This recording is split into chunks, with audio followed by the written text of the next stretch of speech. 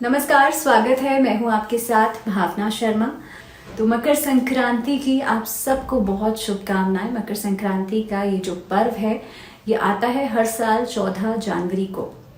इस बार ये कंफ्यूजन है कि 14 जनवरी को है या 15 जनवरी को। ये बहुत बड़ा कंफ्यूजन है, इसके बारे में हम चर्चा करेंगे। और साथ ही में क्योंकि मकर संक्रांति को हम इस तरीके से समझते हैं कि सूर्य जब अपने बेटे की राशि में आते हैं, सूर्य जब शनि की राशि में आते हैं यानी कि मकर राशि में आते हैं, तो इसका क्या असर हम सब के लिए पड़ता है। सूर्य मकर राशि में आने से बहुत सारे बदलाव, और खास तौर पे अगर हम हिंदू धर्म की बात करें तो इसमें काफी मुख्य त्योहार ये माना जाता है।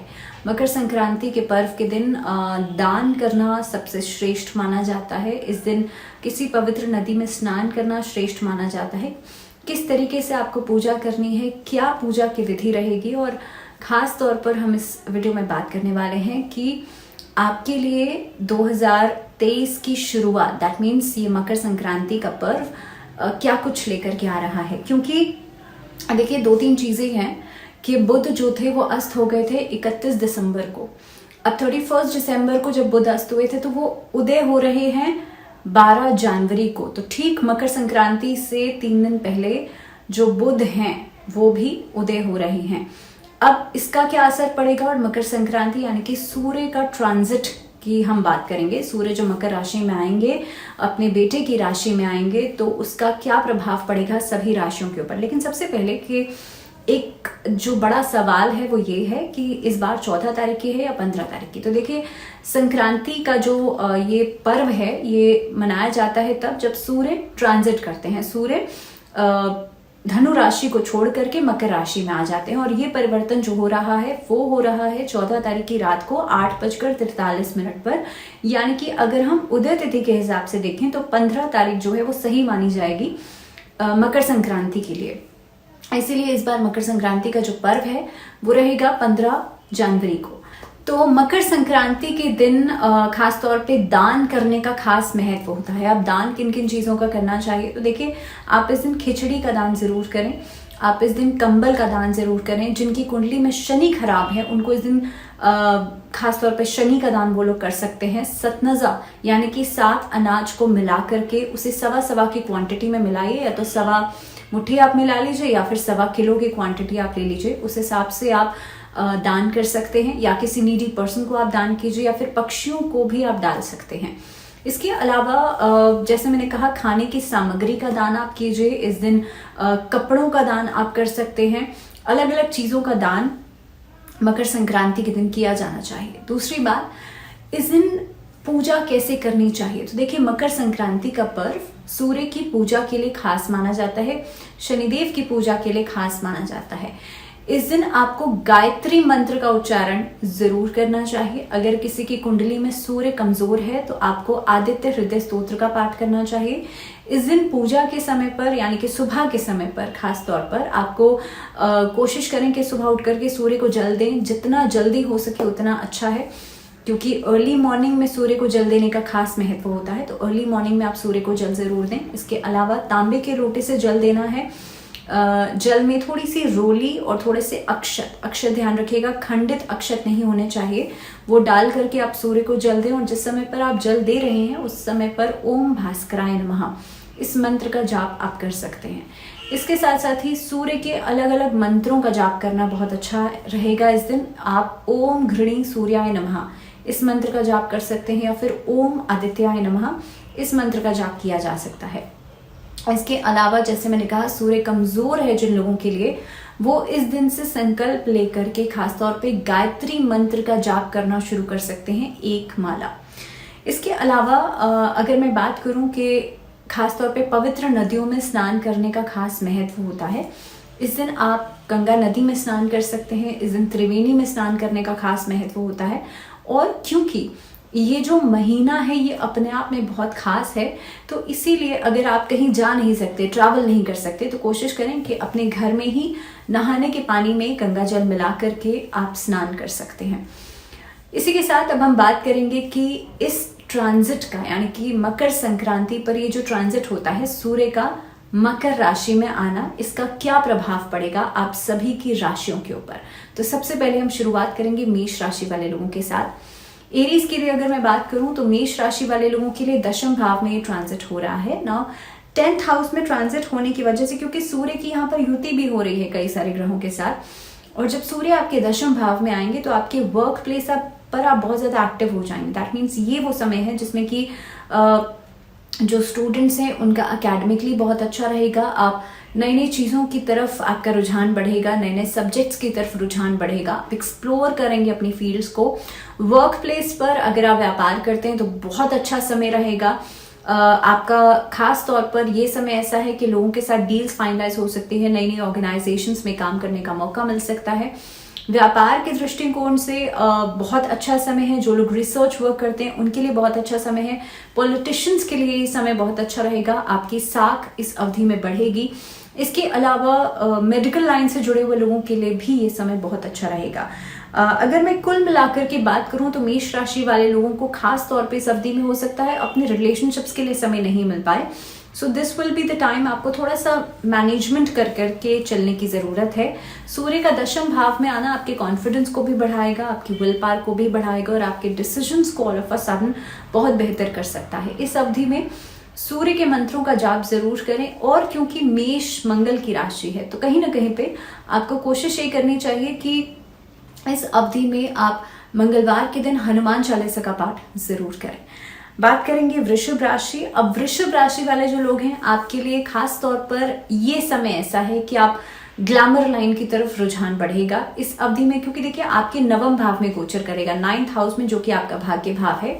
So this will be the time जो आपने सोचा नहीं है उस फील्ड की तरफ आप एक्सप्लोर करेंगे चीजों को, लेकिन खर्चे बढ़ेंगे और खासतौर पे ऐसी चीजों के ऊपर खर्चे बढ़ सकते हैं जो कि लग्जरियस चीजें हैं, और खास तौर पे इस अवधि में आपके लिए अनप्लान्ड चीजें होती हुई नजर आएंगी। सो कहीं ना कहीं पे क्योंकि शुक्र और सूर्य का बहुत ज्यादा तालमेल नहीं बन पाता है, इसी वजह से आप देखेंगे कि आपके लिए लगभग 15 जनवरी के बाद का समय थोड़ा सा प्लान्स बनाने के लिए, प्लानिंग के साथ कार्य करने के लिए, किसी भी चीज को शेड्यूल करने के लिए थोड़ा सा मुश्किल हो जाएगा। सो जो आप सोच रहे हैं उसको इम्प्लीमेंट करना भी इम्पोर्टेंट है। ऐसा नहीं है आप डे ड्रीमिंग करें और उसके बाद उस कार्य को अधूरा छोड़ दें। So it is very important. दूसरी चीज, इस अवधि में मैकेनिकल इंजीनियरिंग से जुड़े हुए जो छात्र हैं उनके लिए समय अच्छा हो सकता है, लेकिन डिस्ट्रैक्शंस बहुत सारी रहने वाली हैं। नाउ इस अवधि में आपको कोशिश ये करनी चाहिए आप आदित्य हृदय स्तोत्र का पाठ जरूर करें। अपने माथे पर चंदन का तिलक जरूर लगाइएगा, वो आपके लिए स्ट्रेस को खत्म करेगा, एंजाइटी को खत्म करेगा। तो चलिए बात करते हैं मिथुन राशि। मिथुन राशि वाले लोगों के लिए इस अवधि में अष्टम भाव में गोचर करेंगे सूर्य आपके लिए, और अष्टम भाव खास तौर पे सडन या तो ग्रोथ देता है या फिर कुछ भी चीजें अगर करेगा तो वो अचानक से करेगा। अब ये अवधि आपके लिए कहीं ना कहीं पे हेल्थ, अगर मैं बात करूं सेहत की बात करूं तो सेहत के मामले में आपको बहुत ज्यादा कॉशियस रहना चाहिए। खास तौर पर अगर ड्राइविंग करते हैं तो ड्राइविंग आप संभल करके कीजिए। ऑल ऑफ अ सडन कोई इंजरी हो सकती है, अचानक से एक्सीडेंट्स या इस तरह की जो संभावना है वो जरूर बनती है। हालांकि बुध का उदय होना आपकी वोकैब में, आपकी स्पीच को बहुत अच्छा कर देगा। ये अवधि ऐसी रहेगी कि आपके लिए जो सोशल सर्कल है, आपका जो सामाजिक दायरा है वो बढ़ेगा, और आप देखेंगे अचानक से लगभग 20 जनवरी के बाद से आपके अगर ऐसे काम है जो कंसल्टेंसी से जुड़े हुए हैं, जो एज ए स्पीकर आप कहीं पर बातचीत करते हैं या फिर लाइजनिंग का कोई काम है, तो इस तरह के कामों में आपको, या फिर एंटरप्रेन्योरशिप में अगर आप हैं तो इस तरह के कामों में आपको जरूर सफलता मिलेगी। इस अवधि में खास तौर पे बहुत ज्यादा इमोशंस में आकर के कोई कार्य करना, कोई डिसीजन लेना, वो आपके लिए प्रॉब्लमेटिक हो सकता है। सो बी श्योर कि आप लोग इस अवधि में बहुत इमोशनल साइड को अपने एक्टिवेट नहीं करें। उसके लिए अपने हार्ट चक्र को बैलेंस जरूर कीजिएगा। कोशिश करें वेडनेसडे के दिन भगवान गणेश की पूजा आप जरूर करें, और वेडनेसडे के दिन अपने हार्ट चक्र पर फोकस करके ग्रीन कलर के कपड़े पहनकर हरी चीजों का सेवन जरूर कीजिएगा। अब बात करते हैं कर्क राशि। आप लोगों के लिए अगर मैं बात करूं तो 7th हाउस, खास तौर पे देखिए सूर्य जो है आपके दूसरे भाव के स्वामी होकर के 7th हाउस में यहाँ पर गोचर करेंगे। इस अवधि में कोई भी कार्य पार्टनरशिप में करना आपको फायदा देगा, और खासतौर पे उस टाइमिंग में जो डिसिसिव पावर होगी वो आपके हाथ में होगी, आप लीड करेंगे चीजों को। लेकिन वहीं पर रिश्तों के लिहाज से थोड़ा सा आपका ईगो या एटीट्यूड बढ़ने की वजह से रिश्तों में तनाव की स्थिति कहीं ना कहीं पे देखेगी आफ्टर 20 जनवरी। ये अवधि आपके सहकर्मी जो हैं, आपके जो सीनियर्स हैं, उनके साथ थोड़े बहुत क्लैशेस हो सकते हैं जो कि ईगो बेस्ड रहेंगे। तो इस अवधि में जितना कम डिसीजन लेंगे गुस्से में आकर के, उतना आपके लिए अच्छा है। कोशिश कीजिए खुद को शांत रखें। और बिकॉज 7th हाउस मैरिज का हाउस भी माना जाता है, जब यहाँ पर सूर्य आ जाता है तो वो अननेसेसरी डिस्प्यूट्स लेकर के आता है। तो कोशिश करें बहुत हीटेड आर्ग्यूमेंट्स में आप कोई बड़ा डिसीजन नहीं लें और खुद को शांत रखें। इस अवधि में राधा कृष्ण की उपासना करना आपके लिए अच्छा रहेगा। बात करेंगे अब सिंह राशि। सिंह राशि वाले जो लोग हैं, आपके लिए खासतौर पे देखिए लग्न के स्वामी होकर के आपके छठे भाव में ट्रैवल करेंगे, छठे भाव में गोचर करेंगे। और छठा भाव शत्रु का भाव भी माना जाता है। ये अवधि खास तौर पर आपके लिए अनुकूल रहेगी और कहीं ना कहीं पे आपके जितने भी शत्रु हैं, जो राइवल्स हैं, जो कॉम्पिटिटर्स हैं, वो खत्म होंगे। वो आपके ओहदे को देख करके, आपकी बातचीत को देख करके कहीं ना कहीं पे थोड़ा सा डाउन महसूस करेंगे। सरकारी नौकरी या इस तरह से सरकारी पक्ष से जुड़े हुए जो लोग हैं, उनके लिए आत्मसम्मान बढ़ेगा, कॉन्फिडेंस बढ़ेगा, जिसकी वजह से आपको कहीं पर सम्मानित भी किया जा सकता है। रिश्तों के लिहाज से ये समय बहुत स्टेबल रहेगा, ना बहुत ज्यादा खराब ना बहुत ज्यादा अच्छा, आई वुड से स्टेबल रहेगा। प्रतियोगी जो लोग हैं, दैट मीन्स जो कॉम्पिटिटिव एग्जाम्स की तैयारी कर रहे हैं, आपके लिए समय बहुत अच्छा है। इस अवधि में अचानक से धन की प्राप्ति हो सकती है। अचानक से आप कहीं पर पैसा इन्वेस्ट करेंगे, वहां से आपको रिटर्न्स बहुत अच्छे मिल जाएंगे। बट मेक श्योर कि आप किसी को पैसा उधार ब्लाइंडली तो बिल्कुल भी नहीं दें। सिंह राशि वाले लोगों के लिए गायत्री मंत्र का जाप करना इस अवधि में बहुत अच्छा रहेगा।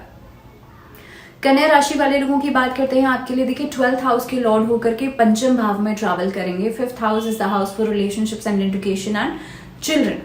नाउ ये अवधि आपके बच्चों के लिए बहुत अच्छी रहेगी। जो बच्चे एकेडमिक्स यानी कि पढ़ाई लिखाई में आगे फर्दर स्टडीज करना चाह रहे हैं, हायर एजुकेशन की तरफ बढ़ना चाह रहे हैं, या अलग अलग एग्जाम्स के लिए आप लोग तैयारी कर रहे हैं, तो आपके लिए समय बहुत अच्छा रहेगा। रिलेशनशिप्स के लिहाज से, लव रिलेशनशिप्स के लिहाज से थोड़ी बहुत मिसअंडरस्टैंडिंग्स और डिस्प्यूट्स बढ़ेंगे। इस अवधि में कोशिश ये करें कि किसी को भी आप मैरिज के लिए प्रपोजल नहीं दें। और even if you are planning, तो कोशिश करें कि कुछ समय के लिए रुक जाइए, उसके बाद आप ये ऑफर करेंगे या ये प्रपोजल देंगे तो आपके लिए बेहतर रहेगा। बट हाँ, this is not the time for you. इसके साथ साथ ही कार्यस्थल पर छोटी मोटी गलतफहमियों की वजह से चीजें स्थगित हो सकती हैं, डिले हो सकती हैं। कन्या राशि वाले लोगों को बहुत ज्यादा इस चीज का ध्यान रखना चाहिए। इसके अलावा करियर पर आपको खास ध्यान देने की जरूरत है। हो सकता है रिलेशनशिप्स की वजह से थोड़ा सा डिस्ट्रैक्शन भी रहे, बट मेक श्योर कि आप करियर अपॉर्चुनिटीज को अनदेखा नहीं करें। कन्या राशि वाले लोगों के लिए उपाय क्या करेंगे, आप लोग बुधवार के दिन किसी किन्नर को दान कीजिएगा। और मकर संक्रांति वाले दिन कोशिश करें आप खास तौर पर गणेश जी की उपासना जरूर करें और माँ सरस्वती की उपासना जरूर करें। तुला राशि वाले लोगों की बात करते हैं, आपके लिए 11th हाउस की लॉर्ड होकर के 4th हाउस में ट्रैवल करेंगे। चतुर्थ भाव जो होता है वो माता का भाव और सुख का भाव भी माना जाता है। अब इस अवधि में आप देखेंगे आपके लिए अलग अलग चीजों में, अलग अलग सेक्टर्स में आपका इंटरेस्ट बढ़ेगा। और खास तौर पे ये समय ऐसा रहेगा कि आप अपने तरीके से चीजें को करने की कोशिश करेंगे, या फिर दूसरे लोगों के साथ एक सहमति, जो एक माइंडसेट है, वो हो सकता है नहीं मिल पाएगा आप लोगों के लिए। जो वरिष्ठ लोग हैं वहां से प्रॉपर्टी गेन्स हो सकते हैं, या आपके फादर की तरफ से या कोई फादर फिगर की तरफ से वहां से कोई प्रॉपर्टी गेन्स आपको होते हुए नजर आते हैं। इस अवधि में अपने लिए और अपनी मदर की हेल्थ का जरूर ध्यान रखिएगा। छोटी छोटी चीजों में परेशान होना, छोटी छोटी चीजों में एंग्शियस होना, this is not the solution. तो आपको कोशिश ये करनी चाहिए आप अपनी पर्सनल लाइफ को और प्रोफेशनल लाइफ को बैलेंस रखें, ताकि वहां से एंग्जाइटी नहीं आए। दूसरी बात, सॉल्ट वाटर थेरेपी इस अवधि में जरूर अपनाइएगा। नमक के पानी से स्नान करें और नमक के पानी से घर में क्लीनिंग जरूर कीजिएगा। ये आपके लिए बहुत ही बेहतर एक सोल्यूशन रहेगा। और खासतौर पे मकर संक्रांति के दिन कोशिश करें नीडी लोगों को आप दान जरूर करें। सफेद चीजों का दान कीजिएगा, चीनी, चावल, दूध, इन सब चीजों का दान करना अच्छा रहेगा। बात करते हैं वृश्चिक राशि, आपके लिए 10th हाउस के लॉर्ड होकर के पराक्रम भाव में ट्रैवल करेंगे।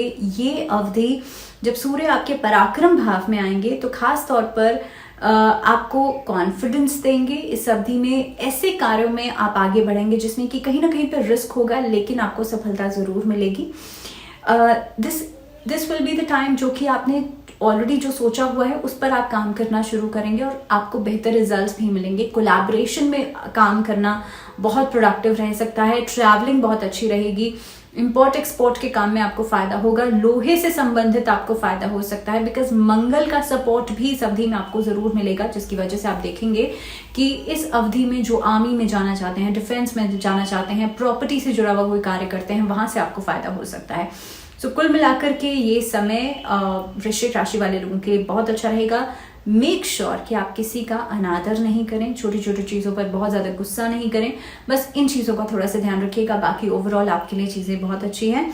और एक छोटी सी चीज़ और कि आप सेल्फ मेडिकेशन को अवॉइड करेंगे, खुद से दवाइयाँ ले लेना, इसे अवॉइड कीजिएगा। उपाय क्या करेंगे, आप लोग शनिवार और मंगलवार के दिन हनुमान जी को चोला चढ़ाएंगे। महिलाएं नहीं चढ़ाएंगी चोला, महिलाओं को कोशिश करनी चाहिए इस दिन आप हनुमान चालीसा या बजरंग बाण का पाठ जरूर करें। चलिए बात करते हैं धनु राशि। गुरु की राशि है, नवम भाव के स्वामी होकर के आपके लिए सेकंड हाउस में मूव करेंगे। सेकंड हाउस में मूव करने से आप देखेंगे आपको बहुत ही बेहतर रिजल्ट्स मिलेंगे आपके कामकाज में, आपके कार्य क्षेत्र में। ये अवधि ऐसी हो सकती है जो आपने बहुत लंबे समय से जिस चीज के लिए मेहनत कर रहे हैं, अब जाकर आपको उसके बहुत अच्छे रिजल्ट्स मिलना शुरू होंगे। व्यापार में इस अवधि में स्टेबिलिटी बढ़ेगी, पैसे का आगमन हो सकता है, अनप्लान्ड ट्रैवलिंग हो सकती है, लेकिन वो ट्रैवलिंग आप लोगों के लिए प्रोडक्टिव रहेगी। इसके साथ साथ ही आपकी कहीं से कोई पैसा ब्लॉक्ड था, कहीं से कोई पैसा रुका हुआ था, वो वापस मिल सकता है। लोन के लिए अगर सोच रहे हैं तो इस अवधि में लोन आपके लिए सैंक्शन हो जाएगा। और खास तौर पर किसी के साथ जुड़ करके पार्टनरशिप में कार्य करना आपके लिए फायदेमंद रहेगा। तो कुल मिलाकर के अगर देखा जाए तो खास तौर पर धनु राशि वाले लोगों के लिए भी ये समय बहुत अच्छा रहेगा। तो धनु राशि वाले जो लोग हैं, आप लोगों के लिए खास उपाय क्या करना है, आपको सुबह उठ करके नारायण कवच का पाठ करना है। अब बात करते हैं मकर राशि। मकर राशि वाले जो लोग हैं, आपके लिए लग्न प्रभावित होगा क्योंकि सूर्यदेव आपके लग्न में आ जाएंगे। और देखिए, जब लग्न प्रभावित होता है उस अवधि में आपका माइंड, बॉडी, आपका थॉट प्रोसेस, सारी चीजें प्रभावित होती हैं। तो इस अवधि में आपका कॉन्फिडेंस बहुत बढ़ा चढ़ा रहेगा, जिसके कारण आप देखेंगे लोग आपकी तरफ आकर्षित हो सकते हैं। इस अवधि में आप कोई भी कार्य करेंगे उसे लीड करेंगे, दैट मीन्स आपके अंडर में लोग काम कर सकते हैं। कोई नया कार्य शुरू किया जा सकता है। जो फीमेल्स हैं वो अपना कोई नया कार्य शुरू कर सकती हैं, इंडिपेंडेंट हो सकती हैं। इस अवधि में इलेक्ट्रॉनिक से जुड़ा हुआ कोई कार्य या मीडिया सेक्टर या फिर डिजिटल मार्केटिंग या फिर कहीं ना कहीं पे सोशल मीडिया से जुड़ा हुआ कोई कार्य करना आपके लिए फेवरेबल रहेगा। कोशिश ये कीजिएगा, जो स्टूडेंट्स हैं वो लोग किसी एम को, किसी टारगेट को अगर सेट कर रहे हैं तो बहुत ज़्यादा डिस्ट्रैक्शन से बचिएगा, बिकॉज डिस्ट्रैक्शन जो है वो आपके भटकाव जो है वो आपके लक्ष्य को खराब कर सकता है। सो मेक श्योर कि आप इस तरह की कोई चीज़ नहीं करें। रिलेशनशिप की जहां पर बात आती है तो रिश्तों के लिहाज से ये समय अच्छा रहेगा, लेकिन छोटी छोटी बातों पर मिसअंडरस्टैंडिंग से बचिएगा। इस अवधि में उपाय आपको क्या करना है, खास तौर पर एटलीस्ट फॉर अ मंथ, जब तक सूर्य मकर राशि में ही है, आप लोग शनि का दान जरूर कीजिएगा, आदित्य हृदय स्तोत्र का पाठ जरूर कीजिएगा और खास तौर पे अपने माथे पर चंदन का तिलक जरूर लगाइएगा। बात करते हैं कुंभ राशि। कुंभ राशि वाले जो लोग हैं, आपके लिए 12th हाउस में सूर्य ट्रैवल करेंगे। इस अवधि में कॉन्फिडेंस थोड़ा सा कम हो सकता है, कार्य बनने में कहीं ना कहीं पे रुकावट या डिले आ सकते हैं, आपकी वजह से नहीं बल्कि दूसरे लोगों की वजह से। आपको ब्लाइंडली किसी के ऊपर विश्वास नहीं करना चाहिए, खास तौर पर पैसों के मामले में। इस अवधि में रिश्तों में बेहतरी आप देखेंगे, लेकिन कहीं ना कहीं पे रिश्तों पर इमोशनली रिलाई ऑन करना, इमोशनली दूसरों पर डिपेंड होना, वो आपके लिए परेशानी का कारण बन सकता है, क्योंकि इसकी वजह से लोग आपके लिए इमोशनल सेटबैक दे सकते हैं या आपके इमोशंस का गलत फायदा उठा सकते हैं। तो जैसे मैंने कहा कि किसी के ऊपर भी, चाहे वो पर्सनली हो या प्रोफेशनली, किसी के ऊपर भी आप अनदेखा भरोसा नहीं करें, ब्लाइंडली फेथ नहीं करें। अगर मैं बात करूं प्रोफेशनल लाइफ की, तो व्यापार में उन्नति आप लोग देखेंगे और खास तौर पे इस अवधि में कोई नए कार्य की शुरुआत कर सकते हैं, लेकिन खर्चे बढ़ेंगे, ट्रैवलिंग रहेगी और कहीं ना कहीं पे एंग्जाइटी भी रहेगी। उपाय क्या करना है, देखिए आपके लिए 12th हाउस में बैठ करके कॉन्फिडेंस आपका लो जाएगा। तो सबसे पहले तो आपका जो भी वर्किंग हैंड है, चाहे वो सीधा हाथ हो या उल्टा हाथ हो, इसकी कलाई पर आप लाल रंग का कलावा बांधिएगा, उसे 3 बार लपेटेगा मौली को और हर संडे उसे चेंज कीजिएगा। गायत्री मंत्र का जाप जरूर करें और खुद को एंग्शियस नहीं रखने के लिए ओम का चैंटिंग जरूर करें। अब बात करते हैं मीन राशि, और मीन राशि वाले जो लोग हैं आपके लिए 11th हाउस में सूर्य जो है वो ट्रांजिट करेंगे। नाउ एकादश भाव क्यों ही लाभ का स्थान माना जाता है, तो कहीं ना कहीं पे आपके लिए इस अवधि में पैसे का आगमन हो सकता है। अलग अलग सेक्टर से आपको आपका सोर्स ऑफ इनकम जो है वो बन सकता है। खर्चे कम रहेंगे, आपका प्रोडक्शन ज्यादा रहेगा। इस अवधि में आपको जॉब अपॉर्चुनिटीज मिल सकती हैं। स्टूडेंट्स के लिए बहुत बढ़िया समय रहेगा। नए रिलेशनशिप्स बन सकते हैं। कॉन्फिडेंस आपका कमाल का रहेगा। और ये अवधि ग्लैमर लाइन में, और खास तौर पे आप देखेंगे अगर कोई भी ऐसा क्रिएटिव काम हो तो उस चीज में अपना नाम, अपना नेम और फेम बनाने के लिए बहुत ही अच्छा समय है। दूसरी बात, जो लोग पॉलिटिकल क्षेत्र में करियर बनाना चाहते हैं उनके लिए भी समय बहुत अच्छा रहेगा। आपको करना सिर्फ इतना है, इस अवधि में प्रयास ये कीजिएगा सूर्य के मंत्रों का जाप जरूर करें, और खास तौर पर सूर्य को नियमित रूप से जल जरूर दें। दीजिए इजाजत और अपना ध्यान रखिए। नमस्कार।